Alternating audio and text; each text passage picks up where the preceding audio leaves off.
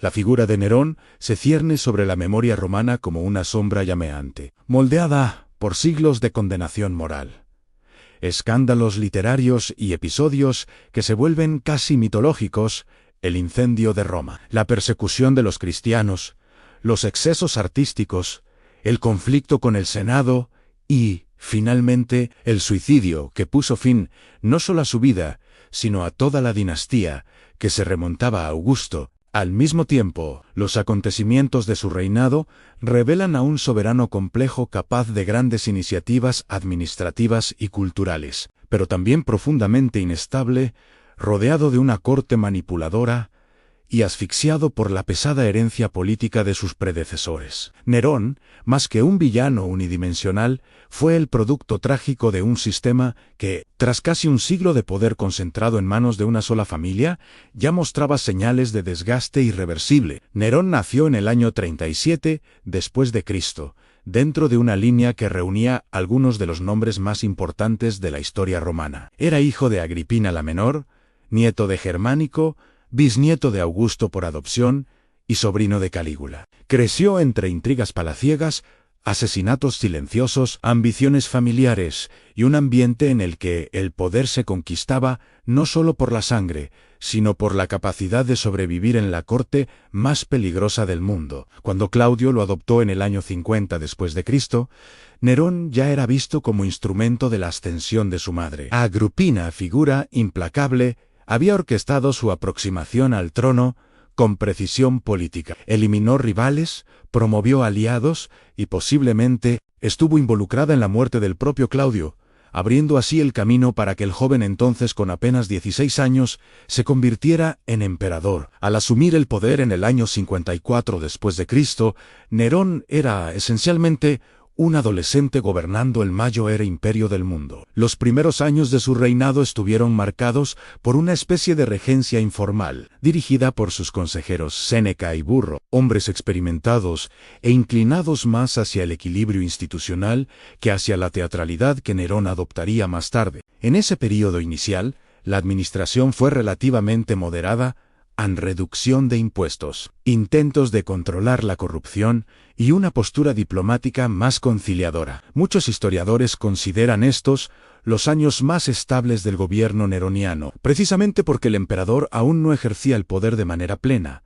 El equilibrio, sin embargo, era frágil. Agripina, madre dominante y estratega política, esperaba ejercer una influencia directa sobre el gobierno. Nerón, por su parte, buscaba independencia, tanto política como emocional. El conflicto era inevitable. La madre, al percibir su alejamiento, trató de acercarse a Británico, hijo legítimo de Claudio y rival de Nerón. Británico murió repentinamente, y aunque la causa exacta sigue siendo discutida, muchos autores antiguos atribuyen el episodio a un envenenamiento ordenado por el emperador. Poco después, el conflicto entre Nerón y Agripina se intensificó hasta el punto de que la relación se volvió insostenible. La decisión final, matar a su propia madre, convertiría a Nerón en uno de los nombres más odiados de la historia. El asesinato de Agripina, en el año 59 después de Cristo, involucró intrigas dignas de una tragedia hasta llegar a su ejecución directa. Aunque los relatos antiguos puedan exagerar ciertos detalles,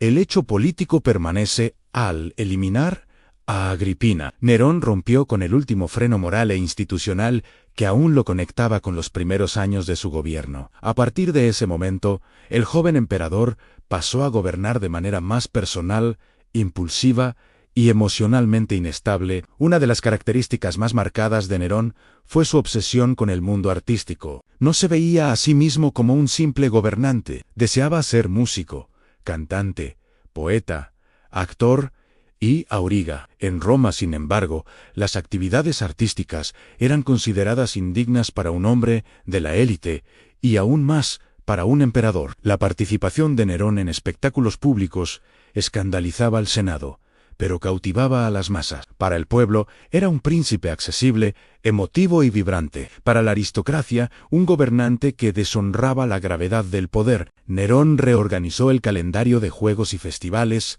amplió teatros, creó competiciones artísticas como los Nironia y actuó en numerosas ocasiones. Las élites romanas eran obligadas a asistir, sin importar la duración de las presentaciones, y Nerón se hizo famoso por actuaciones interminables. Estos espectáculos no eran solo vanidad.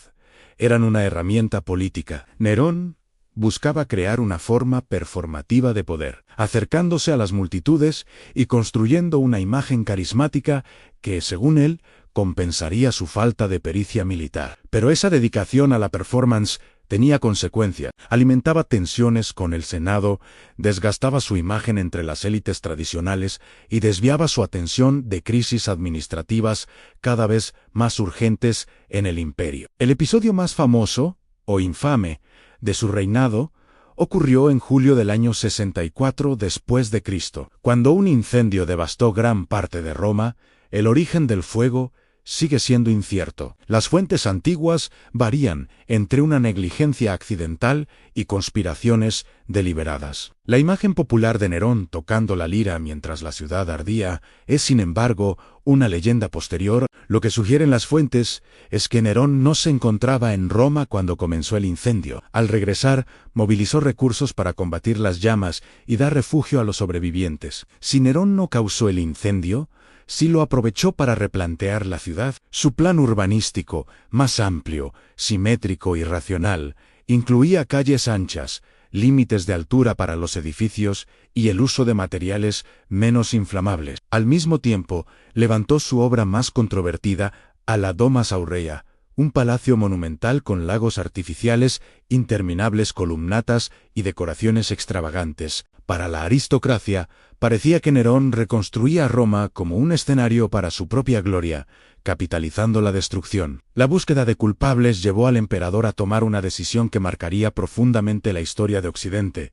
Responsabilizó a los cristianos por el incendio. El grupo, aún pequeño, era considerado extraño, contrario a las costumbres romanas y sospechoso debido a reuniones secretas y un lenguaje simbólico que se interpretaba de manera errónea. La persecución fue brutal en ejecuciones públicas, torturas y espectáculos macabros en el circo. Es en este contexto que surgen las primeras imágenes literarias de cristianos crucificados y quemados vivos. Para Nerón, era un gesto conveniente. Para la historia, un capítulo de horror que lo convertiría en símbolo de tiranía religiosa. Tras el incendio, Nerón enfrentó una serie de crisis políticas que minaron su capacidad de gobierno. La conspiración de Pisón, en el año 65 después de Cristo, evidenció la profundidad del descontento entre senadores, militares y miembros de la élite. Se trataba de una trama sofisticada que pretendía sustituir a Nerón por Gneo Calpurnio Pisón. El descubrimiento del complot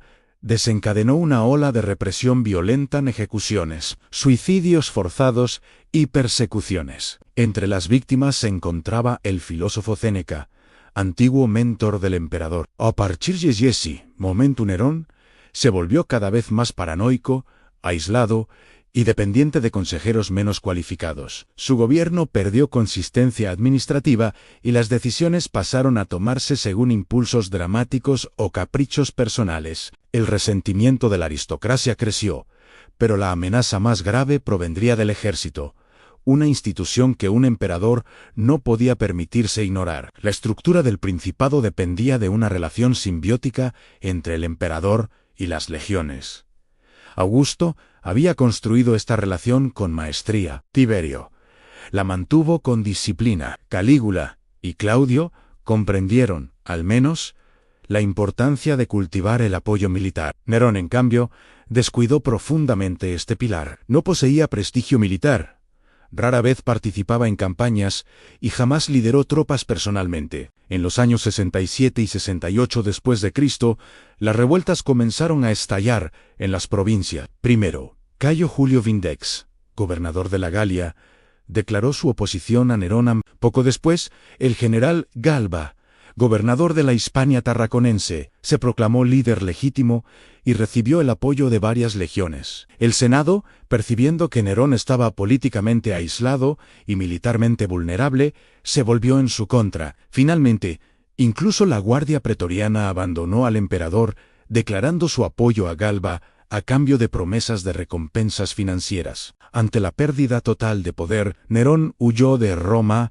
el 9 de junio del año 68 después de Cristo. Acorralado y consciente de que sería ejecutado como enemigo público, eligió el suicidio, según las fuentes, pronunciando la famosa frase «¿Qué artista pierde el mundo?». Con su muerte, llegaba a su fin la dinastía Julio-Claudia. La imagen de Nerón en la tradición occidental fue moldeada por autores hostiles, Tácito, Suetonio y Dion Casio, que tenían razones políticas y sociales para criticarlo. Como emperador que entró en profundo conflicto con el Senado, se convertiría en el villano ideal para narrativas moralizantes. A lo largo de los siglos, su figura fue asociada con el anticristo, el caos, la crueldad y el fin de Roma. En el imaginario cristiano, Nerón encarna la opresión. En la cultura moderna, se volvió sinónimo de locura imperial. Pero el Nerón histórico es más ambiguo. No fue solo un tirano sanguinario. Su política urbanística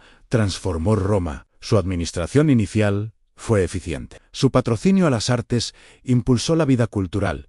Su diplomacia en Oriente evitó conflictos innecesarios. Y sus medidas económicas, aunque limitadas, buscaron aliviar tensiones sociales. Al mismo tiempo, sus errores fueron profundos.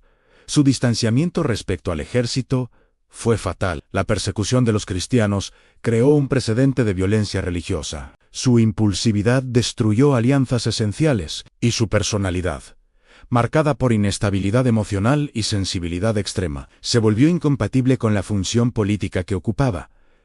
Nerón no destruyó Roma, pero no supo gobernarla. No fue el monstruo caricaturesco, pero tampoco una víctima inocente. Fue, ante todo, un gobernante que no comprendió o se negó a comprender la naturaleza del poder imperial. Su decadencia es también la decadencia de un sistema que ya no conseguía sostenerse. La muerte de Nerón abrió las puertas a uno de los periodos más inestables de la historia romana, el año de los 4 emperadores, 69 después de Cristo. Sin heredero legítimo, sin una sucesión organizada y sin una herencia institucional clara, el imperio cayó en el caos. La dinastía, iniciada por Augusto, terminaba con un joven artista trágico, incapaz de equilibrar el peso del poder con los impulsos de su alma.